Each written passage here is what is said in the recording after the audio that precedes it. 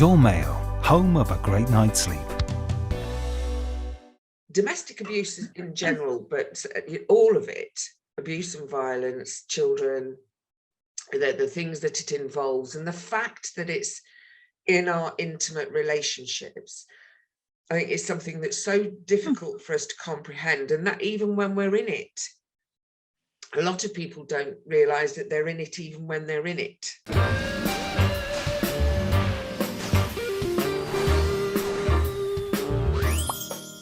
Hello. How is everybody? Cold. It's so cold. It is. I know. I know. I've got a little furry friend to keep me warm. That's always good. Yes. What are you doing, Debbie? Harriet, do you sleep with your furry friends? No, darling, I don't. They don't want to sleep with me. I would happily sleep with them. But I just do a small hot water bottle is my my choice. Those I big think long ones. that's all we can do, isn't it now? Because it, electric bills and all that. Just heating one room at the moment with the big long ones, which I love, the big long water bottles. What are you talking amazing. about? The What are you talking about? Big long water ones? bottles. Sorry. Yeah, right. Bottles don't really sort of work for me very well because they get cold quite quickly, and I like things that keep me warm. Having said that, I must just sort of go back to what happened last week. That Dee and I were at a memorial service, looking at the Thunderbirds thing behind you for Matt Zimmerman, who played the voice of Alan Tracy. Alan Tracy, yes. And indeed, he was godfather to Kira and Talia, and he was such an outrageous character, wasn't he, Dee? Oh, totally outrageous. And my mother gave him the job, and as legend has it, he walked into her office. There was a puppet on her desk, and she said, "Don't speak, don't say a word." And suddenly she looked at him and looked at the puppet and said, "Oh my God, you're identical. You look just like the puppet. You can speak now." And he went, "My name is Matt Zimmer." And she went, "You got the job." That was it. That's so wonderful. Did you ever work with him, Harriet? No, sadly, no. Yeah, because he did so many musicals, but probably just a bit before, your time of being in the musicals. I think so. But he was he was working up until about 5 or 6 years ago. He was. I mean, he did everything, and Singing in the Rain, Windy City, all of those Amazing. things. Amazing. But he was so funny and such a wonderful man. So this is for you, Matt, and also Kira named Ossian after him, Ossian Mateus. Yes. How beautiful! What a lovely salute. And he was so kind and lovely. Yeah, him and his man. wife Shirley were absolutely outrageous people. And once Kira went to stay with them, she was about 3, and she came home, and she was in the bank with me. I was in her pushchair, and she started to sing, "Oh, Kira's white drawers." And I went, "Who taught you that?" And she went, "Matt and Shirley." So I was, "Oh, that's nice. Then you sing it to Mummy." And she went, "Oh, Kira's white drawers. There's a hole in the middle for Kira to piddle. There's a hole in the back for Kira to..." I said, "Don't say any more." And I said, "They taught you that?" She said, "Yes." And they said, "Do it when everybody's quiet and nobody's saying anything in a place." They were the worst. They really were. And I love them. Matt and Shirley. What a lovely anecdote. I hope you're having fun. Oh. I'm Who's sure coming they in are. today, darlings? Oh, today we have a fabulous guest. I think we'll all remember her from London's Burning, where she was a firefighter, but now she's a fighter in lots of different ways. And it's the fabulous Sam Beckinsale. Hi, Sam. Hi, Welcome. Sam. Hello, everybody. Lovely to be here. It's so lovely. You flying into our nest is just brilliant, darling. Sam, I mean, as an actress, and I know you haven't been acting recently, but you've always played very strong women, haven't you? Yes, I have. I mean, I suppose a nice way of putting it is, so I come from a long line of very sort of feisty Irish women, and like I said, a nice way of putting it is I've been brought up to be quite independent. Sometimes that can rub people up the wrong way, because I have, as a female, been brought up to believe that, you know, that I can do the same as what anybody else does. You know, there's no, in sense of, there's no reason that being a woman should hold me back. Good. And, you know, I've been in rooms with people, you know, certain directors and producers and things, situations like that, what I call my own little sort of Epstein moments, and got myself out of them, stood up to them. And that's why, when I talk about domestic abuse, which is my big passion at the moment, and I say, oh, it can happen to anybody, it's not because I was like on the telly or anything like that, but because I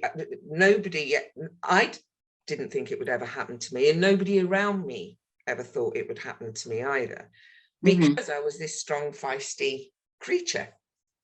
And I suppose my passion now is to make sure it doesn't happen to anybody else, as much as or help towards that. It sounded a bit dramatic. I want to make sure that never happens to anybody else. But what, with all your abilities and all the things, the amazing things you've done, and your talent and career over the years, what was the key thing that started this, lighting this taper for you? Experiencing domestic abuse. For the simple fact that I literally, anybody who knew me or knows me, Sammy, would absolutely know that anybody who so much as thought about lifting a finger to me would have been out on their ear, you know. So what? I never got hit. So what I didn't understand, and I think this is the key thing, it's coercive control. So, and we all know these words: gaslighting, coercive control, love bombing, you know, they're all very of the moment. But none of us, I don't think, know exactly what that means or what it looks like, and that's what caught me out: the psychological abuse, the emotional abuse. Do you think it's the romantic idea that we all have, that it can't happen to us, or this can't be what's happening, it must be love, or it must be care or attention, that we get confused and we don't realize love bombing, gifts and attention isn't actually love or care? It's about narcissism and all that stuff. Is it that we don't think we're part of that? What is it that hides from us? Well, I think that's the question to ask, and I think that's what needs to be. If we can bring all of these conversations into the mainstream, into the light, that's where we're going to all get these answers. It's such a hidden world, and I don't have the answers myself. I don't know if it's that our brains cannot compute that there is something that is so horrific, dressed up as love, can be walking freely around in our society, you know.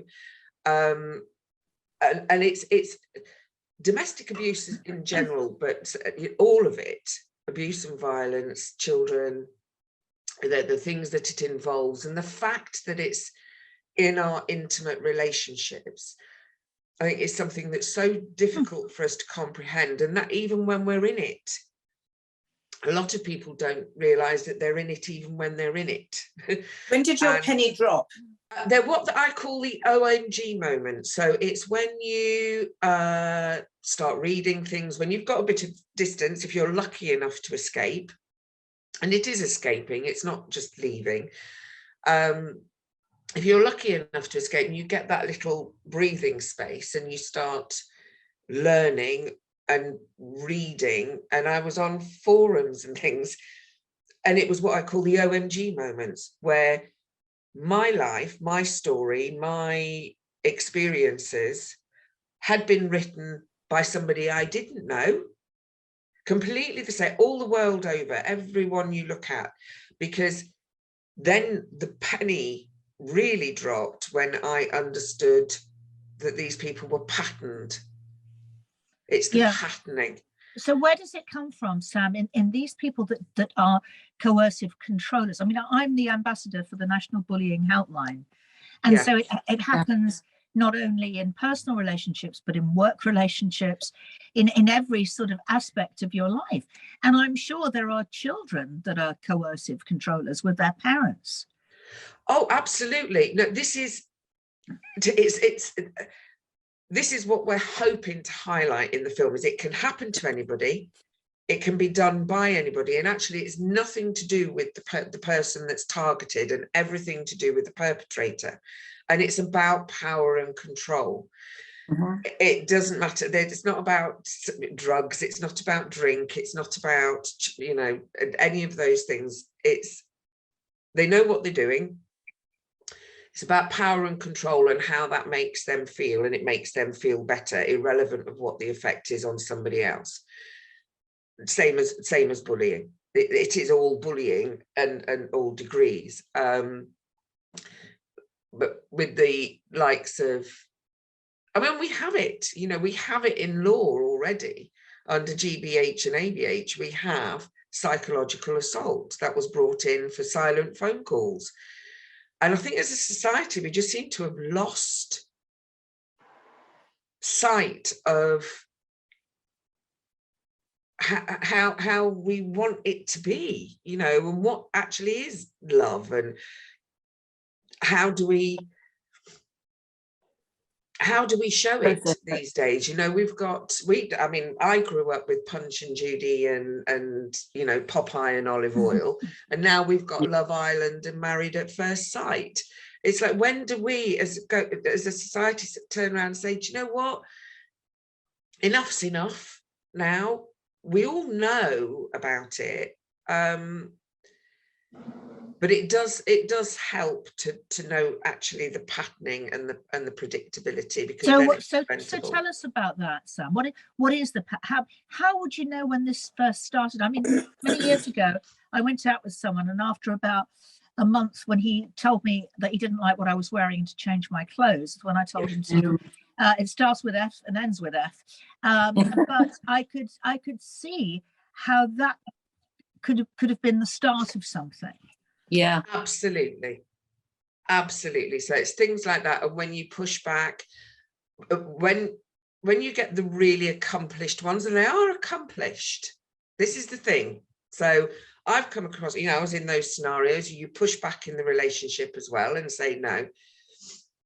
But when you get the really accomplished ones who everything is a lie from day one, so you're already back-footed, you just don't know it. And quite often they can be supported by people around them as well, their friends or whatever, in those deceptions. But the patterning happens, and it can very often be that everything is absolutely fine, say until the day you get married.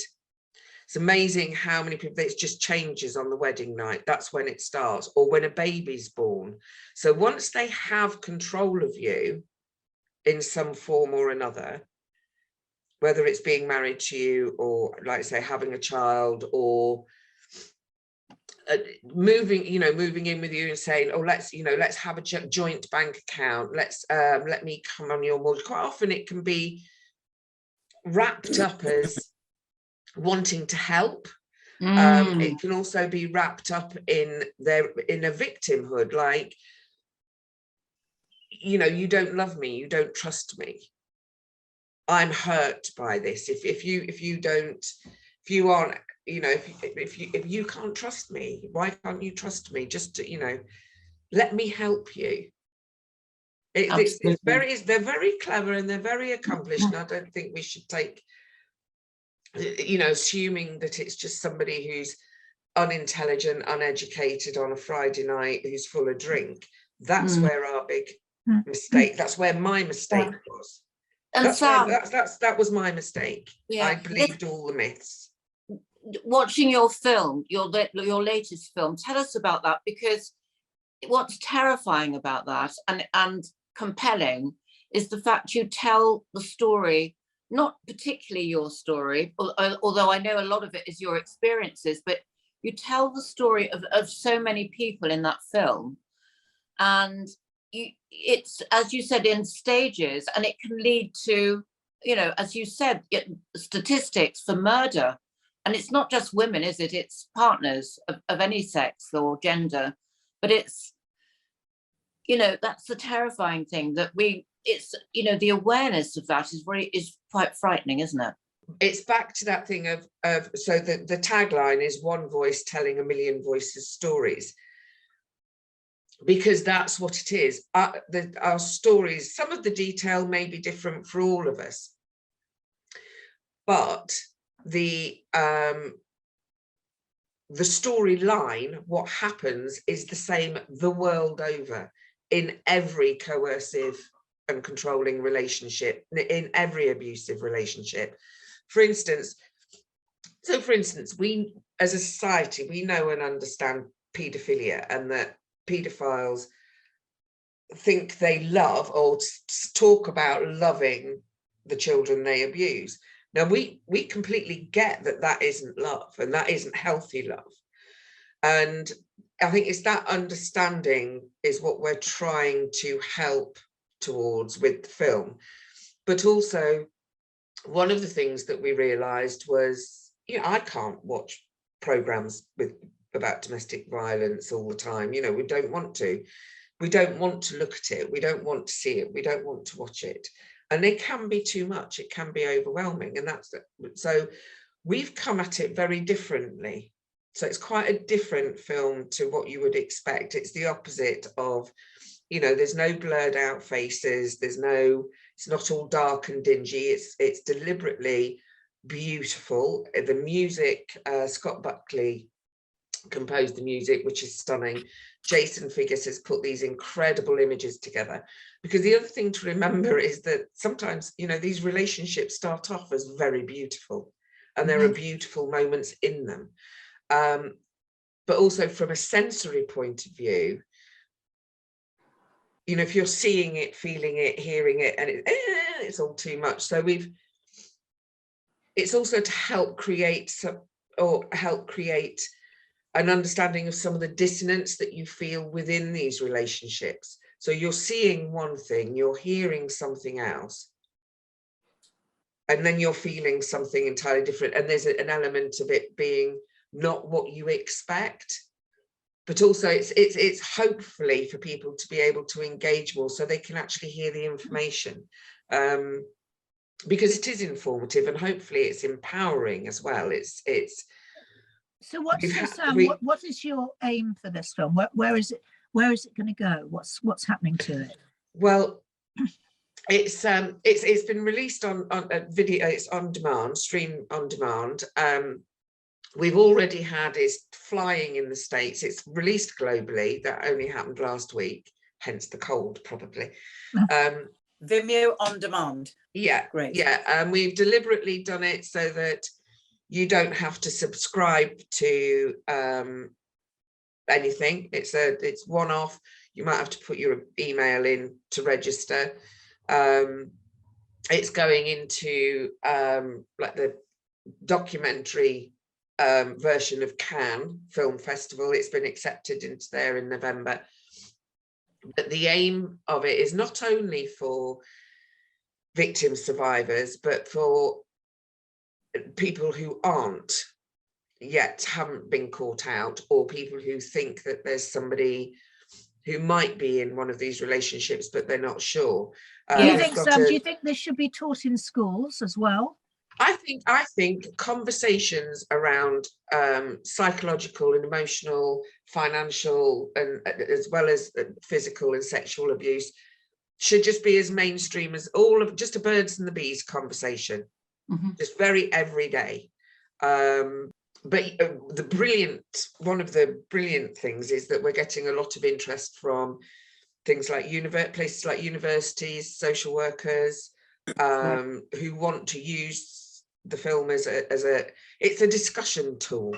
It's to start discussions, and we've had the most incredible feedback. Of one of the ones that brought me to tears the most, it's been said quite a few times, is people who've watched it end up they've said they no longer feel the shame and guilt that they felt. They realise that it's not just them, because what we tried to do was bring all of those elements, the predictability, the patterning that happens in every one of these relationships, to the fore. I mean, they're so predictable, they're so patterned. You say that, Sam, but can you give us an example of the for example, so Jane Monckton Smith and Warwick University have done research, and they've come up with it's a timeline to homicide, and it's 8 stages, and within those 8 stages, from stage 1 to 8 is when murder happens. There are predictable, so it is the love bombing, you know, somebody who, whenever you say something, it's like, oh, me too, or they mirror back to you everything. Really classic and simple ones are somebody who isn't able to say sorry, somebody whose exes are always some crazy nut job who they were terrified of or who destroyed their lives. These are all things that when they add up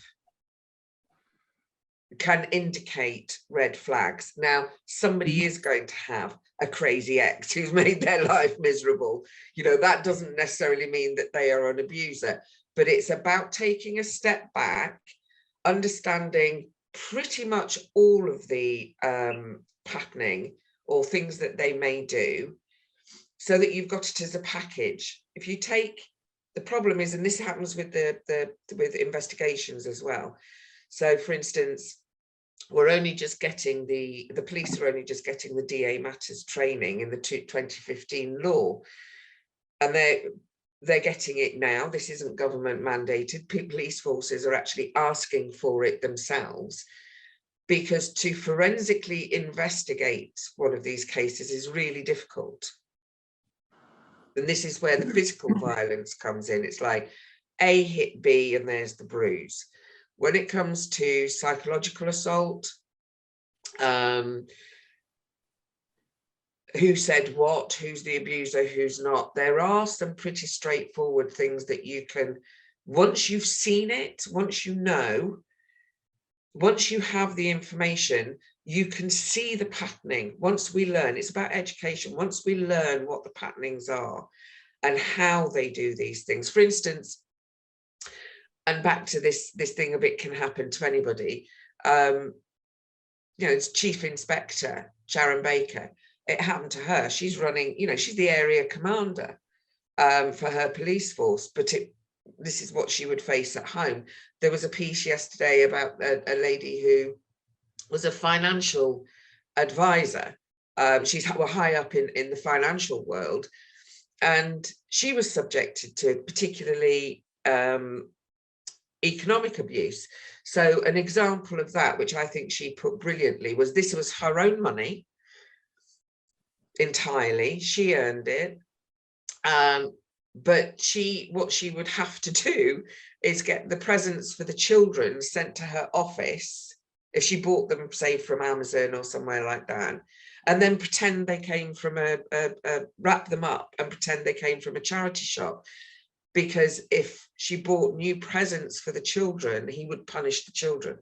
Could you tell me statistically, how many people actually are murdered now in the UK? Is it every? Well, statistically, these are the deaths that we know conclusively. So there are lots of deaths that are missing, which I'll mention earlier, but between 2 and 3 women a week in this country are murdered by their partner. There's also the children, there's also the suicides, but there's also the deaths or the murders, the killings that happen that have been put down to sex gone wrong, and we have the non-fatal strangulation law now. That's only just come in. Sam, can I ask you a quick question to finish with? is there somewhere, do you have a banner or where do we find you and this information? I know we go to Vimeo for the movie, but where do we find, what are you allied with? What company, what charity? Yes, so that's Broxtowe Women's Project and Love ? The film Facebook page, and that's something that we're going to be building up. We have a web domain as well, and that is the long-term aim, is to get this information out. So fantastic. Thank you, Sam. You're welcome. Thank you, darling. So moving and so fantastic. Thank you. Thank you so much, and good luck with everything. Thank you very much, and thank you for having me on. It's a pleasure. Congratulations to creating this amazing film. It's going to make such a lot of difference to so many people. Thank you. It really is. That's all we hope. That's all we hope for, is that it makes a difference. Absolutely breathtaking, moving, and extraordinary. Absolutely. Yeah. I mean, what an inspiration! What a fabulous woman, and doing so much great work for a lot of people. So important. Yeah, an amazing voice. Yeah. Well, we are, privileged to have people around like that who can fly the flag. And make that difference. As women, we all have to. Anyway, girls, on an up note, we are leaving now. And we shall return on Friday, where we have the wondrous Stephen Murphy, who is coming to tell us all that's happening in television and film. And also, I am going to the TV Awards. Yes. Yeah, which is on Thursday night, the NTAs. So I've got a lot of shapewear to pull me into something. And I shall be revealing all. Woo! Cannot wait. Well, surely you won't be revealing all if you've got the support wear, dear. That's true. You'll be containing it all. So we'll see you on Friday. See you on Friday. Bye.